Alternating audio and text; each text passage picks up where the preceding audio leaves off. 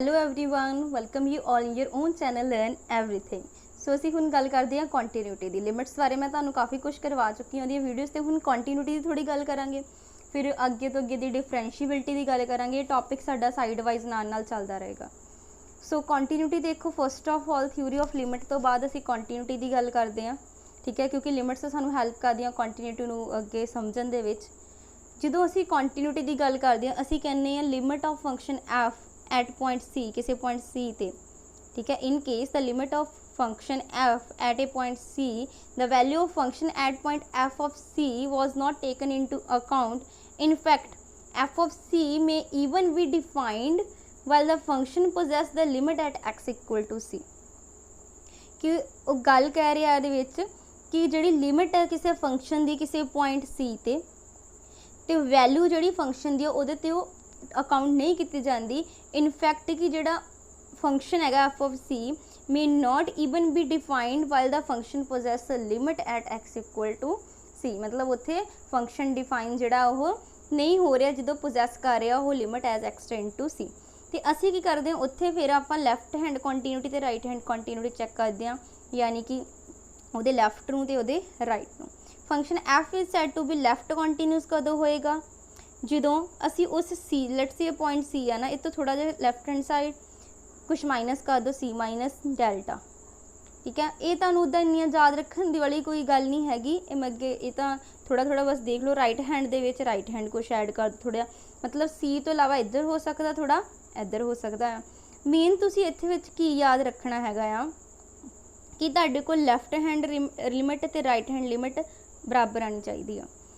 ताही does the function f is defined in the neighborhood of c is continued at x equal to c। Function उस point ते कदों continuous होएगा जो the left hand limit is equals to की हो जाती है राइट हैंड लिमिट। इन्ना याद रखियो मेन ये कि उन्हें कंटिन्यूस कदों होना जो लैफ्ट हैंड लिमिट ते उहदी राइट हैंड लिमिट जिहड़ी आ बराबर हो जाती किहदे उस फंक्शन दी उस पॉइंट ते वैल्यू दे।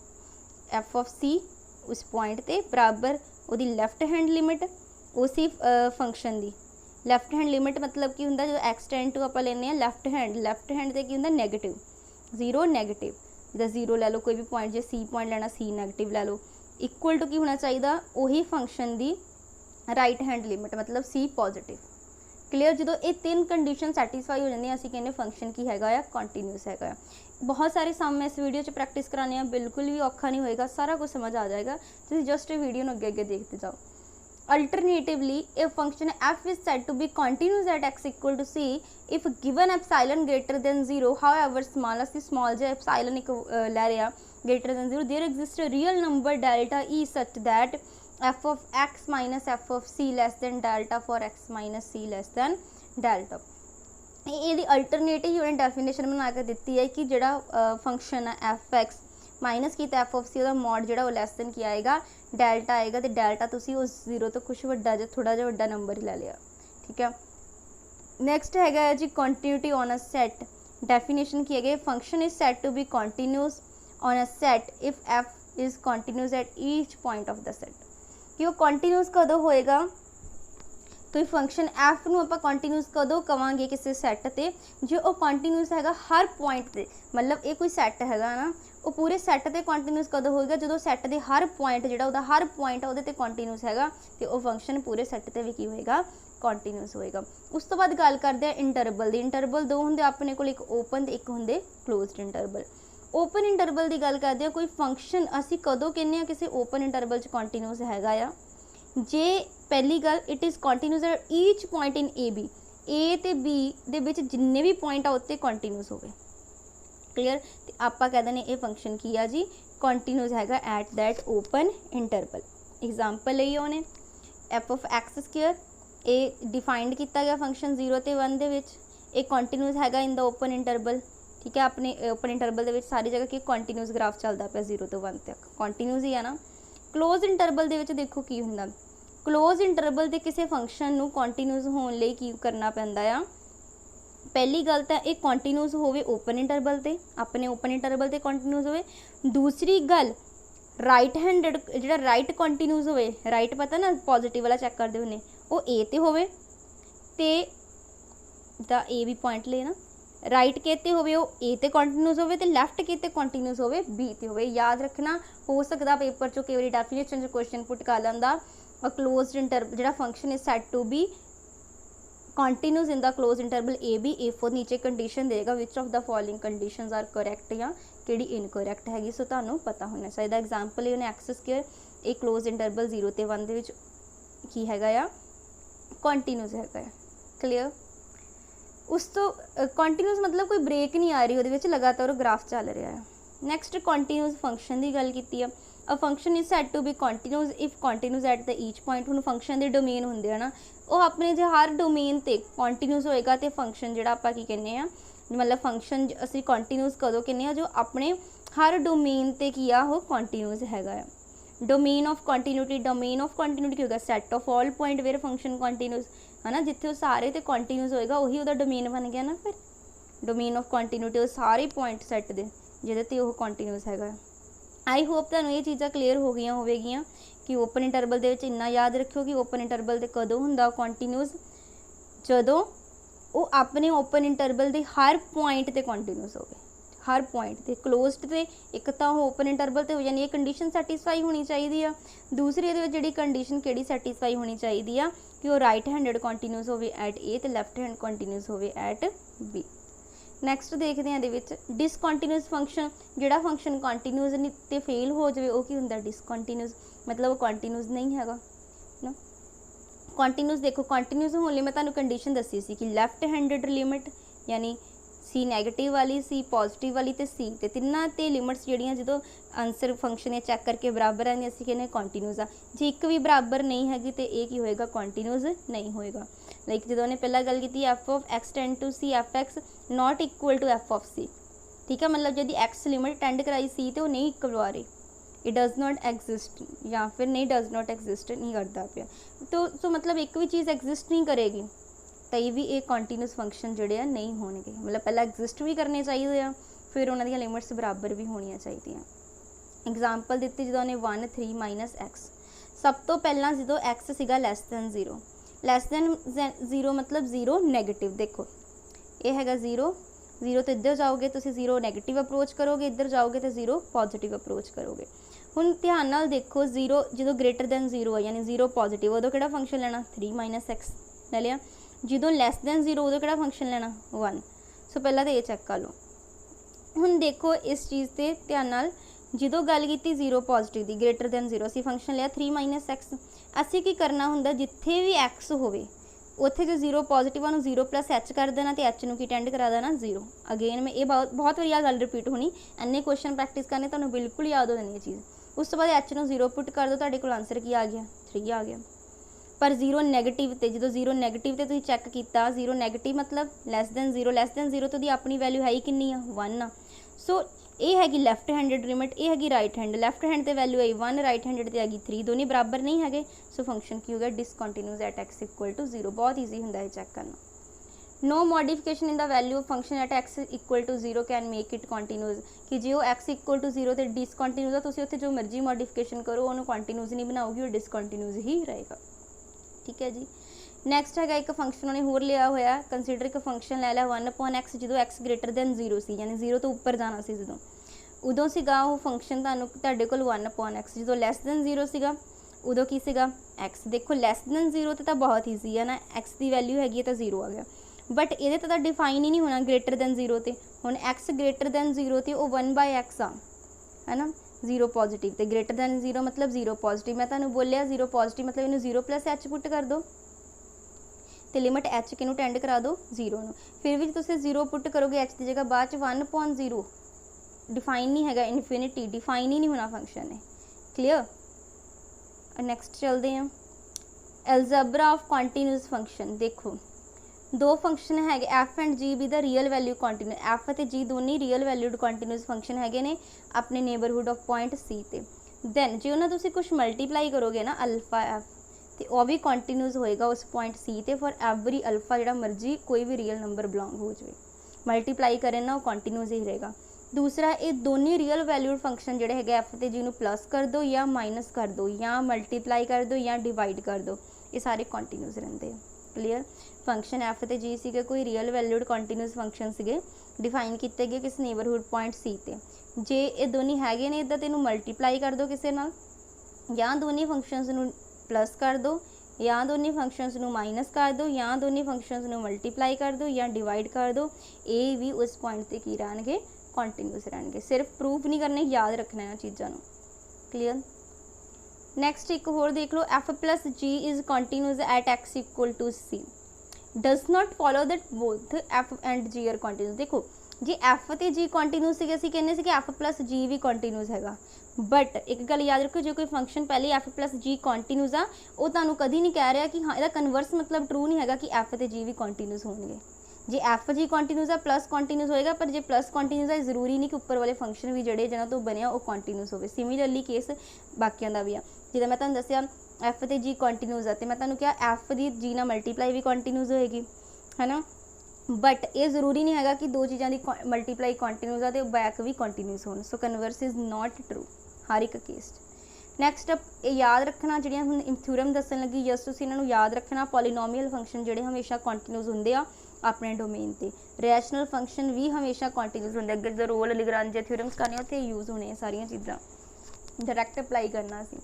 हुण अगेन एफ ते जी दोनों रियल वैल्यूड कोई फंक्शन है such that F O G is defined, मतलब फंक्शन जो एफ ऑफ जी मतलब एफ से तुसी जी नूं पुट करोगे तो डिफाइंड होएगा। जे जी कंटीन्यूअस हैगा या and if F is continuous at G C then F of G भी कंटीन्यूअस होएगा। जे दोनों कंटीन्यूअस हैगे ने उस पॉइंट ते तो ये भी की होएगा फिर कंटीन्यूअस होएगा उस पॉइंट सी ते। सिंपल आ। उस तो बाद जी एक्सपोनेंशियल फंक्शन भी की होंगे अपने डोमेन ते कंटीन्यू किहड़े आपां कीते पॉलीनोमियल रैशनल हुण एक्सपोनेंशियल साइन फंक्शन भी होंगे आ।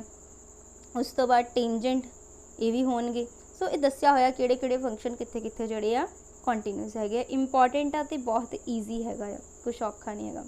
एब्सोल्यूट फंक्शन का देख लो, एक absolute function F is defined by absolute function इदा डिफाइन करते हैं असीं मॉड दे विच, ठीक है। तो इनू तुसीं मॉड एफ ऑफ एक्स का मॉड पा दो या इनू मॉड ऑफ एफ करके फिर एक्स लिख दो, इक्को ही गल है, बराबर होणगे फॉर एवरी अपने हर डोमेन ते। तो इत्थे थ्योरम जिहड़ी तुहानूं फिफ्थ की कह रही है कि एफ कंटीन्यूअस हैगा, एफ जिहड़ा हैगा तुहाडे कोल वो कंटीन्यूअस हैगा उस पॉइंट सी ते मॉड एफ भी की होएगा कंटीन्यूअस होएगा उस पॉइंट ते। बहुत ज़्यादा इंपॉर्टेंट थ्योरम है कि, ठीक है। बट इहदा कन्वर्स नहीं ट्रू हैगा, वही दस्सिया कन्वर्स इज़ नॉट ट्रू। ये जरूरी नहीं हैगा कि जे उन्होंने कहा कि जे तो एफ कंटीन्यूअस हैगा, जे एफ कंटीन्यूअस है उस पॉइंट तो मॉड भी कंटीन्यूअस हैगा, पर यह जरूरी नहीं कि जो मॉड कंटीन्यूअस है तो एफ भी कंटीन्यूअस होवे। क्लीयर। कन्वर्स एग्जाम्पल ही होने 2x is a rational -1 x is irrational. ये कि एफ की डिसकंटीन्यूअस हो जाता है एवरीवेयर, बट मॉड एफ की है। सो जो यदा मॉड करिए वो तो कंटीन्यूअस है, बट एफ अपने आप से फंक्शन कंटीन्यूअस नहीं है। सो कन्वर्स नहीं कभी भी होल्ड करता, ठीक है। मतलब कन्वर्स इहदा ट्रू नहीं हैगा, याद रखियो। नैक्सट असीं हुण चैक करते हैं कंटीन्यूटी। क्वेश्चन हैगा F of X equal to mod X at x equal to 0। वैसे मैं तुहानूं दस्सिया सी मॉड एब्सोल्यूट फंक्शन है, इन्हें कंटीन्यूअस होना है। हुण मॉड मतलब देखो तुहानूं पता जे तां ये 0 तो छोटा होएगा तो ये माइनस होकर निकलेगा, तो मैं तुहानूं पिछलियां वीडियो च भी दस चुकी हाँ। जे एक्स ग्रेटर दैन 0 होएगा तो ये प्लस होकर निकलेगा, ऐदा ही होना, या इक्वल टू 0 ते। सो ठीक है, चेक कर लेने। लैस दैन 0 तो 0 नैगेटिव लेने, ग्रेटर दैन 0 तो 0 पॉजिटिव लेने। जो लैस दैन 0 की फंक्शन की लोगे -x, जो ग्रेटर दैन 0 फंक्शन की लोगे +x। फिर यही मैं गल बार बार इतने जी रिपीट करनी है, तुसीं उहनूं ही सुनना, ध्यान नाल, तुहाडे क्वेश्चनस आराम नाल होणगे। उस तो बाद कहना 0 नैगेटिव एक्स की जगह 0 -h कर देना, 0 पॉजिटिव एक्स की जगह 0 +h कर देना, h नूं टेंड की कर देना 0। ये स्टैप हमेशा सेम रहना, जो भी होएगा ना तो 0 नैगेटिव है तो एक्स की जगह 0 -h, 2 नैगेटिव होंदा 2 -h, ठीक है। h नूं टेंड करा देना 0, तो इत्थों की आ गया आंसर, की आ गया 0।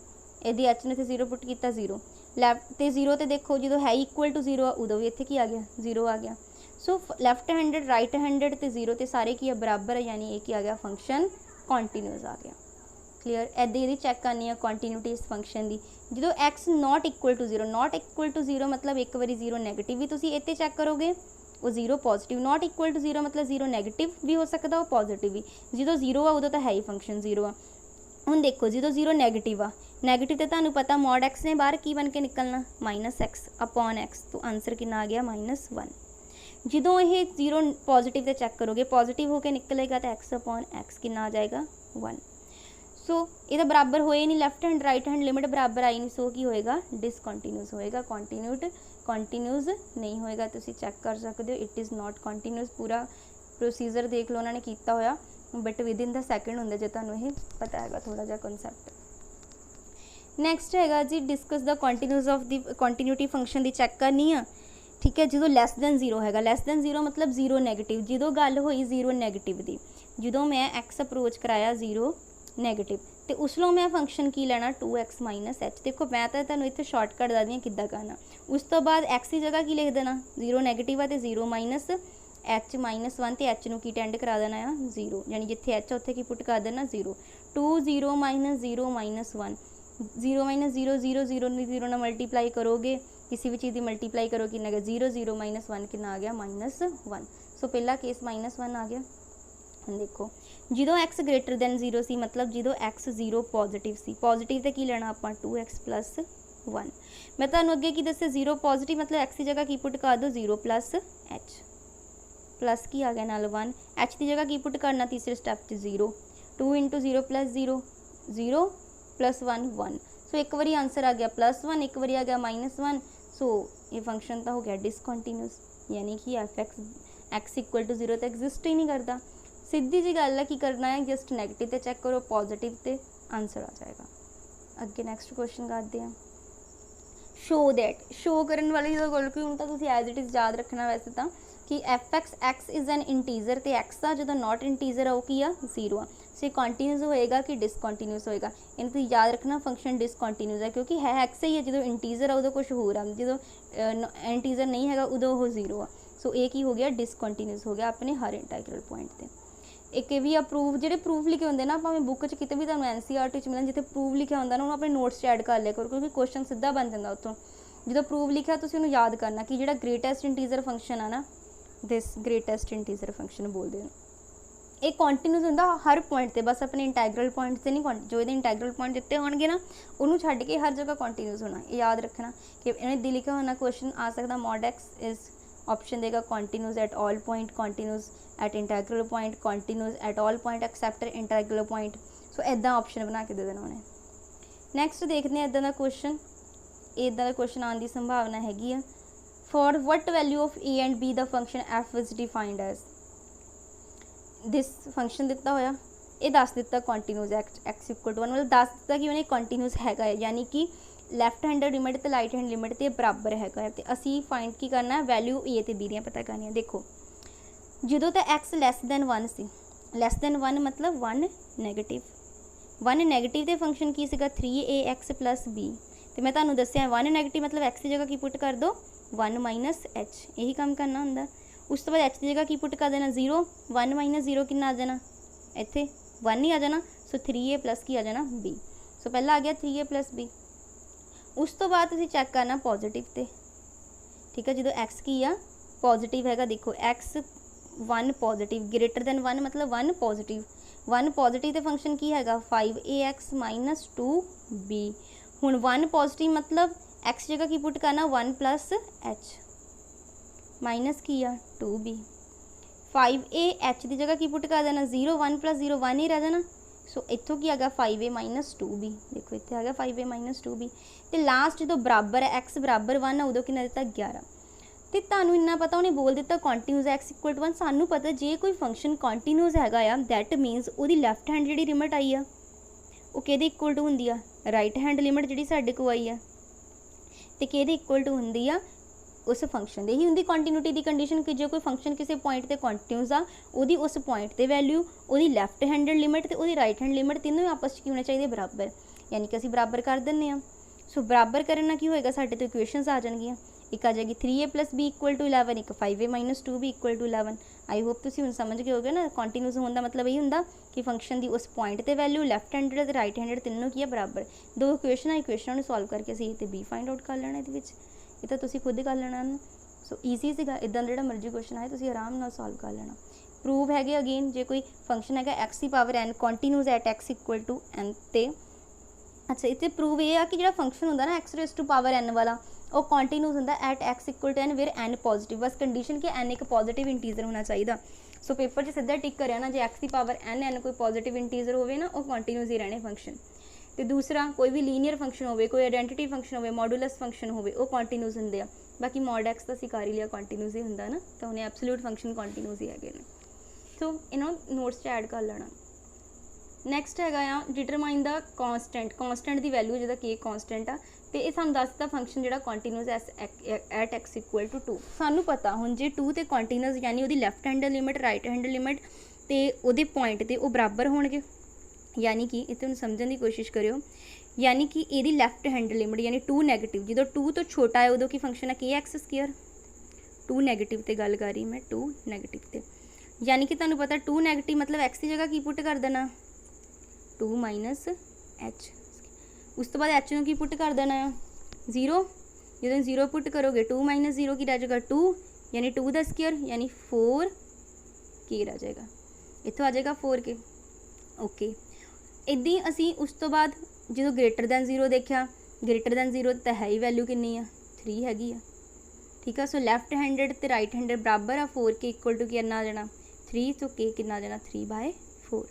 उत्थे तुसी पेपर पेन तो बिना फटाफट कर देना, इदा पूरा प्रोसीजर नहीं करन पैना। जो मैं तुहानूं स्टैप दस रही हाँ बार बार, वो जिन्हें बार बार सुन लेने वो बिल्कुल दिमाग से रह जाने ये स्टैप। ये क्वेश्चन तुसी खुद करियो अगले वाला, कमेंट बॉक्स में मैनूं आंसर दस्सिओ कि इहदी वैल्यू दा है तो सिंपल ही है ना, बिल्कुल सिंपल हैगा, कुछ भी औखा नहीं हैगा। नैक्सट ये वाला सम हैगा के x square minus 2x plus 1। एक बारी एक्स 0 नैगेटिव तो चैक करो, 0 नैगेटिव तो ये फंक्शन ला लेना, जिथे तो एक्स होया उत्थे की कर देना 0 माइनस एच, जिहदा के हैगा इत्थे आना 0 minus h the square minus 2 into 0 minus H plus की आ जाना 1। सो बाहर के सीगा 0 माइनस एच द स्केयर 0, जो इत्थे पुट करना सीगा साडे कोल 0 ही रह, इत्थे प्लस 1 ही रह जाना, यानी के ही आ गया इत्थों। तो जो ग्रेटर दैन 0 उदों तो दिता ही साडे को 1। सो इत्थों असीं वैल्यू फाइंड आउट कर लेनी है। देखो जो तो इत्थे आ गया साडे को के ही आ गया, नैगेटिव तो की सीगा कॉज एक्स ही सीगा, 0 पुट किया 1 आ गया। सो दोनों नूं बराबर रख दो, के दी वैल्यू कितनी आ गई 1 आ गई। कितने ईजी आए, मतलब इदां दे क्वेश्चन बहुत जल्दी होने। इहदे लैमडा की वैल्यू फाइंड आउट करनी है, 0 नैगेटिव मतलब 0 नैगेटिव मतलब जो इत्थे एक्स की जगह 0 माइनस एच, 0 माइनस एच ते जो ग्रेटर दैन 0 इत्थे 0 प्लस एच, वैल्यू पुट करके तो आंसर आ जाएगा। देख लो जो 0 नैगेटिव सीगा ये फंक्शन सीगा, तो तुहानूं पता हुण सीधा पुट करना, सीधा पुट कर दो, 0 माइनस एच करोगे तो भी एक गल आएगी, lambda 0 minus h the whole square minus 2 into 0 minus h, 0 minus h the square 0 ही होएगा, माइनस 2 इंटू 0 माइनस 0 की होएगा 0 ही होएगा, 0 माइनस 0 0, लैमडा नूं 0 नाल मल्टीप्लाई करोगे 0। ये जो पॉजिटिव सीगा 4x प्लस 1, इत्थे जो करना 4 into 0 plus H plus 1। So H की जगह 0 कर देना, 0 प्लस 0 0, 0 नूं 4 मल्टीप्लाई किया 0 प्लस 1 की हो जाएगा 1। सो ये बराबर नहीं आई, जो वैल्यू नहीं बराबर आई तो लैमडा की वैल्यू जी इत्थे असीं फाइंड ही नहीं कर सकते। So this function is not is continuous at x equal to 0 for no value of lambda. Lambda की किसी वैल्यू लिए भी ये फंक्शन कॉन्टीन्यूस नहीं है, उन्हें पूछा सीगा कि एक्स इक्वल टू 0 तो लैमडा की किस वैल्यू लिए कॉन्टीन्यूस है, जदों बराबर ही नहीं है। पहला तो सानूं दस्सिया हुंदा सी ना किसी वैल्यू तो आ ही नहीं रहे हो, ठीक है। जो मतलब ये कॉन्टीन्यूस, उन्हें तो फंक्शन का कॉन्टीन्यूस नहीं दस्सिया, उन्हें बोलिया for what value of lambda, lambda की किस वैल्यू लिए कॉन्टीन्यूस होंगे, ठीक है। So no value of lambda. Next of relationship between a and b, again 3 negative less than 3 मतलब 3 नैगेटिव तो फंक्शन की होएगा ए एक्स प्लस 1, तो एक्स की जगह की पुट कर देना 3 माइनस एच, एच नूं की पुट कर देना 0, तो बन गया 3a प्लस 1। ओके 3 पॉजिटिव जो ग्रेटर दैन 3 फंक्शन की लेना बी एक्स प्लस 1, 3 पॉजिटिव मतलब एक्स की जगह 3 प्लस एच, एच की जगह 0, 3a प्लस की आ गया 3।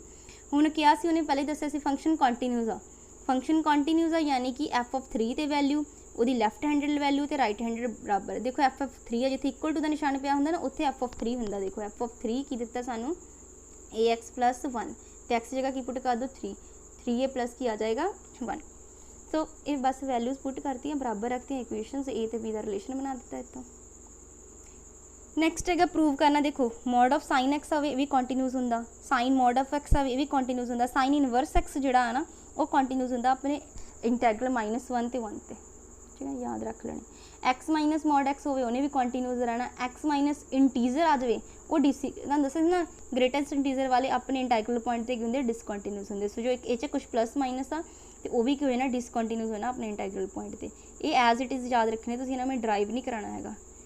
बाकी मैं तुहानूं काफ़ी क्वेश्चन प्रैक्टिस करा दिते हैं, सो ये कर लेना ईजी हैगे आ। ठीक है, जे वीडियो पसंद आई लाइक एंड कमेंट जरूर करो। Thanks for watching the video.